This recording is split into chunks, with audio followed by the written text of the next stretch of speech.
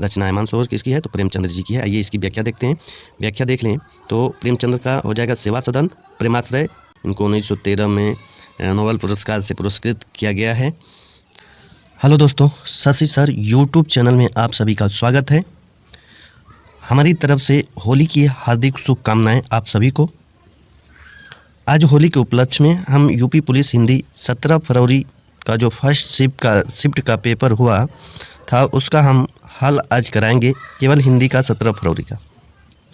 तो आइए हम देखते हैं आज का ये पहला सवाल जो पेपर सेट में 73 नंबर से शुरू था। तो निम्नलिखित में से किस विकल्प में सभी शब्द तत्सम है? तो तत्सम क्या होता है? तो तत्सम संस्कृत का शब्द होता है, संस्कृत का। और एक होता है तद्भव। तद्भव क्या होता है? संस्कृत का बिगड़ा हुआ रूप तद्भव होता है। तो हमको तत्सम यानी संस्कृत शब्द बताने हैं कि इसमें से कौन से हैं। पहला ऑप्शन है कुम्हार और इसमें दिया है गद्दा। बी है नव्य स्वर्णकार। सी है पलंग, पीला। डी में है डंडा और नाक। तो इसमें आपको बताना है कि कौन सा तत्सम शब्द है। तो देखिए कुम्हार का तत्सम रूप होता है कुंभकार। क्या होता है? कुंभकार। और गद्दा का क्या होता है? गर्धभ होता है, गर्धभ होता है। और पलंग का पर्यंक होता है, पर्यंक होता है। और पीला का पीत होता है, तत्सम रूप। नव्य तत्सम रूप है, स्वर्णकार भी तत्सम रूप है। तो इसमें तत्सम रूप ही पूछा था तो ऑप्शन नंबर बी आपका सही हो जाएगा। नव्य का तद्भव होगा नया। स्वर्णकार का हो जाएगा सुनार, सुनार। डंडा का तत्सम रूप होता है दंड। और नाक का तत्सम रूप होता है नासिका, नासिका। इस प्रकार से आइए देख लीजिए यहाँ पर व्याख्या। कुम्हार का तत्सम रूप होता है कुंभकार। गधा का गर्धभ होता है। पलंग का पर्यंक होता है। पीला का पीत होता है। और नव्य तत्सम शब्द है, इसका तद्भव क्या होगा? नया होगा। और स्वर्णकार का तद्भव रूप क्या होगा? सुनार होगा, सुनार। दंड तत्सम रूप है, डंडा क्या है? तद्भव रूप है। नाक का तत्सम रूप क्या होता है? नासिका होता है। आइए अगला क्वेश्चन देखते हैं। नलिन और राजीव शब्द निम्नलिखित में से किस शब्द के पर्यायवाची हैं? तो पहला ऑप्शन दिया है यहाँ पर उपवन। बी है उत्कर्ष। सी है अंबर। डी है कमल। तो कौन सा ऑप्शन हो जाएगा? तो आपका ऑप्शन नंबर डी, नलिन और राजीव कमल के पर्यायवाची शब्द हैं। आइए देख लेते हैं पर्यायवाची शब्द। उपवन का पर्यायवाची होता है बाग, वाटिका, बगीचा, उद्यान, फुलवारी, बगिया। उपवन का होता है। अंबर का होता है आसमान, नभ, आकाश, गगन, फलक, व्योम। और कमल का देख लें तो कमल का होता है नलिन, अरविंद, उत्पल, अम्भोज, ताम्रस, पुष्कर, राजीव, नीरज, सरोज। ये कमल का पर्यायवाची शब्द होता है। आइए अगला क्वेश्चन देखते हैं। तो अगला क्वेश्चन है कि पूर्व और उत्तर के बीच की दिशा इस वाक्यांश के लिए एक शब्द निम्नलिखित में से कौन सा है? तो कौन सा है? पूरब और उत्तर के लिए ईशान हो जाएगा। क्या हो जाएगा? ईशान। ऑप्शन नंबर ए आपका सही हो जाएगा। आइए देख लेते हैं इसकी व्याख्या। उत्तर और पूरब के बीच के कोण को क्या कहते हैं? ईशान कहते हैं। पूर्व और दक्षिण के लिए आग्नेय कहते हैं। पूर्व और दक्षिण के लिए आग्नेय। दक्षिण और पश्चिम के लिए नैऋत्य, नैऋत्य कहते हैं। और पश्चिम और उत्तर के बीच का कोण क्या कहलाता है? वायव्य कहलाता है, वायव्य कहलाता है। आगे देख लेते हैं 76 नंबर। किस विकल्प में शब्द श्रुति सम भिन्नार्थक का सही अर्थभेद है? तो इसमें ऑप्शन नंबर आपका 20 सही हो जाएगा। शशधर मतलब होता है चांद, शशिधर मतलब होता है शिव। शशिधर, शशि मतलब चांद, अधर मतलब धारण करने वाला, यानी शिव जी। शिव जी के सर पर क्या होता है? चांद रहता है, तो शशिधर मतलब शिव हो जाएगा, यानी चांद को धारण करने वाला। और शशधर मतलब होता है चांद। आगे बढ़ जाते हैं। निम्नलिखित में किस वाक्य में शुद्ध वाक्य है? शुद्ध वाक्य आपको बताना है। तो पहला ऑप्शन यहाँ पर हो जाएगा, वह ऑफिस में बैठा मेरी प्रतीक्षा कर रहा है। बी नंबर 10 बजने को 15 मिनट है, ये गलत हो जाएगा। और सी है, दीन दुर्बलों को प्यार करना मानवता है, लड़के अध्यापक को प्रश्न पूछते हैं। तो इसमें ऑप्शन नंबर आपका एक करेक्ट हो जाएगा। वह ऑफिस में बैठा मेरी प्रतीक्षा कर रहा है, तो ऑप्शन नंबर ए आपका सही हो जाएगा। निम्नलिखित में पुल्लिंग शब्द का चयन कीजिए। पुल्लिंग इसमें कौन हो जाएगा? तो ऑप्शन नंबर डी आपका विहार पुल्लिंग शब्द हो जाएगा। अगला क्वेश्चन देखते हैं। निम्नलिखित में से किस शब्द का प्रयोग एक वचन में होता है? किसका होता है? तो ऑप्शन नंबर सी आपका सही हो जाएगा। सोना का सदैव एक वचन में प्रयोग होता है। प्राण बहुवचन होता है, दर्शन बहुवचन, हस्ताक्षर बहुवचन होता है।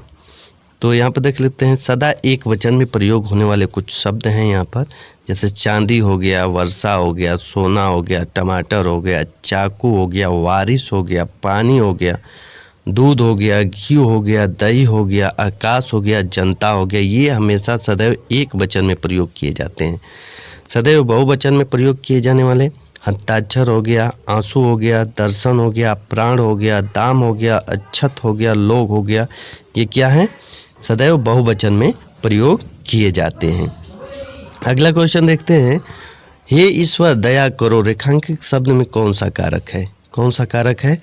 तो हे ईश्वर, ये विस्मय आदि बोधक का चिन्ह होता है, तो इसमें कौन सा हो जाएगा? तो ऑप्शन नंबर ए आपका संबोधन कारक का हो जाएगा। संबोधन कारक, option number A is correct. अगला देख लेते हैं। निम्नलिखित में तद्भव शब्द कौन सा है? तद्भव शब्द बताना है। तो काज क्या है? तद्भव है। तद्भव, इसका तत्सम रूप क्या होता है? काज का कार्य होता है। क्या होता है? कार्य होता है। तो काज का कार्य तत्सम रूप होता है, और तद्भव होता है काज। बाकी सब क्या है? तत्सम है। आइए अगला देखते हैं। अभिभाषण शब्द में कौन सा उपसर्ग है? अभिभाषण शब्द में कौन सा है? तो ऑप्शन नंबर बी आपका सही हो जाएगा। अभी उपसर्ग लगा है। उपसर्ग क्या होता है? जो शब्द के शुरू में लगा हो, और प्रत्यय क्या होता है? जो लास्ट में लगा रहता है, यानी शब्द के लास्ट में होता है, जुड़ा रहता है। आइए अगला देखते हैं। रक्त रंजित शब्द में कौन सा समास है? रक्त रंजित शब्द में कौन सा समास है? तो तत्पुरुष समास है। कौन सा समास? तत्पुरुष समास है। रक्त हो गया, और रक्त से रंजित, रक्त से रंजित। तो रक्त रंजित मतलब लगा हो। रक्त रंजित मतलब क्या हो? लगा हो, यानी रक्त जिसमें लगा हो, यानी रक्त से रंजित, जो रक्त से भरा हो, जिस पर रक्त चढ़ा हो, तो क्या हो जाएगा? तत्पुरुष समास हो जाएगा। रक्त रंजित, रंजित मतलब लगा हो। अगला देख लेते हैं 84 नंबर। क्यों, कब, कौन से सर्वनाम के उदाहरण हैं? तो कौन से सर्वनाम के उदाहरण हो जाएंगे? तो प्रश्नवाचक सर्वनाम के उदाहरण हो जाएंगे। ऑप्शन नंबर सी आपका सही हो जाएगा। मदिरालय शब्द के संधि विच्छेद। मदिरालय, तो मदिरा प्लस आलय हो जाएगा। आलय, मदिरालय, तो आपका मदिरा प्लस आलय हो जाएगा, यानी ऑप्शन नंबर डी सही हो जाएगा। ये कौन सा संधि है? तो दीर्घ स्वर संधि है। दीर्घ स्वर संधि का एग्जाम्पल है। अवतरण चिन्ह को और किस नाम से जाना जाता है? अवतरण चिन्ह को और किस नाम से जाना जाता है? तो अवतरण चिन्ह को उद्धरण चिन्ह से भी जाना जाता है। ऑप्शन नंबर डी सही हो जाएगा। आइए इसकी व्याख्या देखते हैं। तो व्याख्या में देखिए, तो व्याख्या में पूर्ण चिन्ह, पूर्ण विराम का ये चिन्ह होता है, अर्ध विराम होता है, अल्प विराम, उप विराम, प्रश्नवाचक चिन्ह, योजक चिन्ह। योजक चिन्ह ऐसे रहता है, निर्देशक चिन्ह थोड़ा इससे बड़ा रहता है। भाई बहन में योजक चिन्ह लगेगा, जैसे ऐसे लिखा जाता है भाई, योजक चिन्ह बहन, भाई बहन, योजक चिन्ह का प्रयोग होता है उसमें। कोष्टक हो गया, इसमें देख लीजिए, इसका स्क्रीनशॉट लेना है तो ले लीजिए, ये सब है, सभी चिन्ह इसमें दर्शाए गए हैं। तो ये अगला क्वेश्चन देखते हैं। सत्य सही क्या है इसमें? सत्य सही शब्द में किस प्रकार के संख्या बोधक विशेषण का प्रयोग है? तो देखिए, सत्य, सत्य मतलब होता है 7 और सही मतलब होता है 100।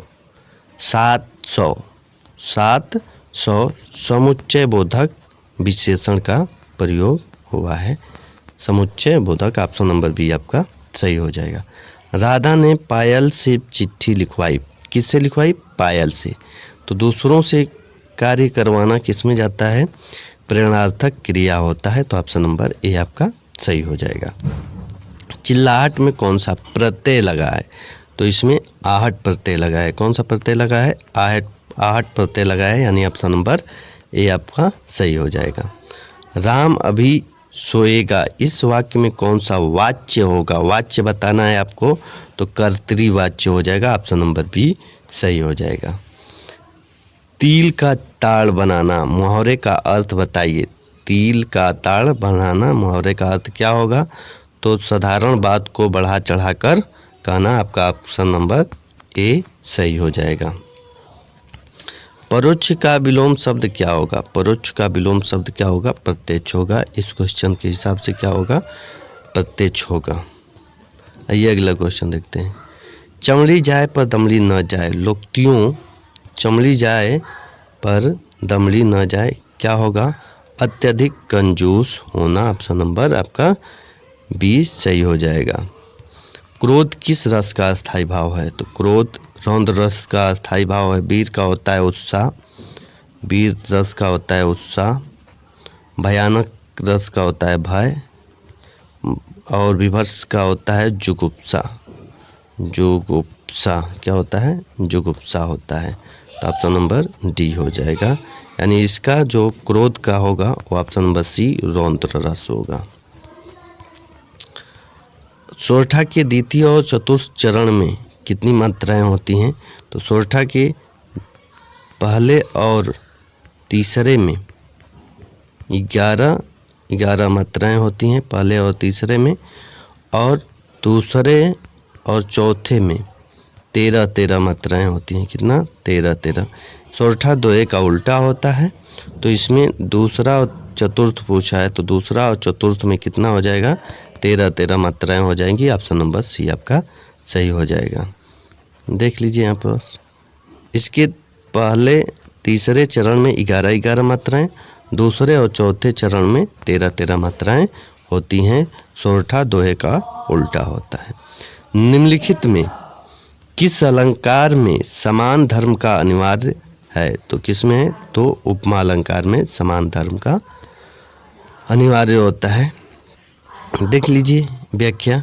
जहाँ किसी भी पंक्ति में एक ही शब्द का 2 बार प्रयोग किया गया हो और दोनों का अर्थ अलग अलग हो, वहाँ पर कौन सा अलंकार होता है? यमक अलंकार होता है। जैसे कनक कनकते 100 गुनी मादकता अधिकाय, तो कनक और कनक 2 आ गया, दोनों का अर्थ अलग अलग है। एक कनक का अर्थ होता है सोना और एक कनक का अर्थ होता है धतूरा। क्या होता है? धतूरा होता है। तो 2 हो गया। उत्प्रेक्षा अलंकार, उत्प्रेक्षा अलंकार जहाँ उपमेय में उपमान की संभावना या कल्पना की जाती है, वहाँ वो उत्प्रेक्षा अलंकार होता है। इस पहचानने का ट्रिक है इसमें जनु, मनु, ईयु, मन, मानो, मनो, मनहु आदि, ये सब जहाँ पर भी आ जाए वहाँ पर कौन सा अलंकार होगा? उत्प्रेक्षा अलंकार होता है। ये अगला क्वेश्चन देखते हैं। उपमा का देख लेते हैं व्याख्या। किसी प्रस्तुत वस्तु के उसके किसी विशेष गुण, क्रिया, स्वभाव आदि की समानता के आधार पर अन्य अप्रस्तुत से समानता स्थापित की जाए तो वहाँ पर उपमा अलंकार होता है। जैसे यहाँ पर देखिए, हरि पद कोमल कमल से, तो हरि का जो पद है, हरि का जो पद है वो कमल से कैसा है, कोमल है। तो से इसमें आ गया वाचक चिन्ह से, तो से मतलब क्या हो जाएगा, उपमा अलंकार। और इसमें उपमा के 4 अंग होते हैं। एक उपमेय होता है। उपमेय क्या होता है कि जिसकी समान गुण धर्म के आधार पर तुलना की जाए। उपमान क्या होता है, उपमेय की तुलना जिस वस्तु के साथ की जाती है। और साधारण धर्म क्या होता है, उपमेय और उपमान के बीच समान गुण धर्म को साधारण धर्म कहते हैं। और वाचक क्या होता है, जो उपमेय और उपमान के बीच समानता को दर्शाता है उसे वाचक शब्द कहते हैं। जैसे सम हो गया, सदृश हो गया, जैसा, ज्यों, त्यों, इस प्रकार से। निम्नलिखित में से भाग शब्द का नैकार्थिक शब्द क्या होगा। किस विकल्प में नहीं है, नहीं पूछा है, तो हिस्सा होगा, बांटना होगा, बांटना हो जाएगा, और भागना, ब्याज नहीं होगा, तो ऑप्शन नंबर आपका 20 सही हो जाएगा। वह बाजार जा चुका है, जा चुका है कार्य पूर्ण हो गया है, मतलब पूर्ण वर्तमान काल या आसन्न भूत काल, जा चुका है, तो ऑप्शन नंबर ए आपका सही हो जाएगा। मीराबाई किसकी शिष्या थी, किसकी थी, तो संत रैदास। अगला क्वेश्चन देखते हैं, निम्न में से कौन सी भाषा पश्चिमी हिंदी से संबंधित है, तो ऑप्शन नंबर सी वांगरू। 106 देख लेते हैं। 106 क्वेश्चन है, निम्नलिखित में से नहीं कौन से प्रकार का रीति वाचक क्रिया विशेषण है, तो ऑप्शन नंबर आपका इसमें ये सही हो जाएगा, निषेधवाचक, निषेधवाचक आपका सही हो जाएगा। समुद्र का पर्यायवाची शब्द कौन सा है, समुद्र का क्या हो जाएगा, ऑप्शन नंबर बी रत्नाकर हो जाएगा। आइए समुद्र का और पर्यायवाची शब्द देख लेते हैं। समुद्र में उदधि होगा, जलधि होगा, वारिधि होगा, परावर होगा, सिंधु होगा, निर्निधि होगा, नदीश होगा, पयोधि होगा, पयोनिधि होगा, रत्नाकर होगा, अवधि होगा, वारिस होगा, वारिस, जलधाम होगा, निर्निधि होगा, निर्धि होगा। तो इस प्रकार से ये समुद्र के पर्यायवाची शब्द है। आइए अगला क्वेश्चन देखते हैं, मेघ, मेद क्या हो जाएगा, तो मेघ का मतलब होता है इसमें बादल, और ये मेध मतलब होता है यज्ञ, क्या होता है, यज्ञ। तो कौन सा ऑप्शन होगा, ऑप्शन नंबर डी आपका सही हो जाएगा। स्त्री जो अभिनय करती हो वाक्यांश के लिए एक शब्द, तो ऑप्शन नंबर सी अभिनेत्री हो जाएगा, ऑप्शन नंबर सी आपका सही हो जाएगा। मानसरोवर किसकी रचनाओं का संकलन है, तो मानसरोवर प्रेमचंद्र जी की रचना है। मानसरोवर किसकी है, तो प्रेमचंद्र जी की है। आइए इसकी व्याख्या देखते हैं। व्याख्या देख लें तो प्रेमचंद्र का हो जाएगा सेवा सदन, प्रेमाश्रय, रंगभूमि, निर्मला, गबन, कर्मभूमि, गोदान तथा कफन, पूस की रात, पंच परमेश्वर, बड़े घर की बेटी, बूढ़ी काकी, दो बैलों की कथा। ऑप्शन माधवी वर्मा का देख लेते हैं, निहार, रश्मि, निर्जा, सांदगीत, दीपशिखा, सप्तपर्णा, प्रथम आयाम, अग्नि रेखा। रविन्द्रनाथ टैगोर जी का देख लेते हैं, गीतांजलि, चोखेर वाली, गोरा, घरे वायरे, काबली वाला और 4 अध्याय समेत ढेरों बेहद चर्चित रचनाएं की हैं रविन्द्रनाथ टैगोर ने। इनको 1913 में नोबेल पुरस्कार से पुरस्कृत किया गया है। साहित्य के क्षेत्र में रामचंद्र शुक्ल जी की देख लेते हैं, तो रामचंद्र शुक्ल जी का ये हिंदी का इतिहास, चिंतामणि, हिंदी शब्द सागर, नागरिक प्रचलनीय पत्रिका, गोस्वामी तुलसीदास, जायसी ग्रंथावली, भ्रमण गीत सार, इस प्रकार से इनकी रामचंद्र शुक्ल जी की कुछ इम्पोर्टेंट कृतियां हैं, तो इनको ध्यान से देख लीजिएगा।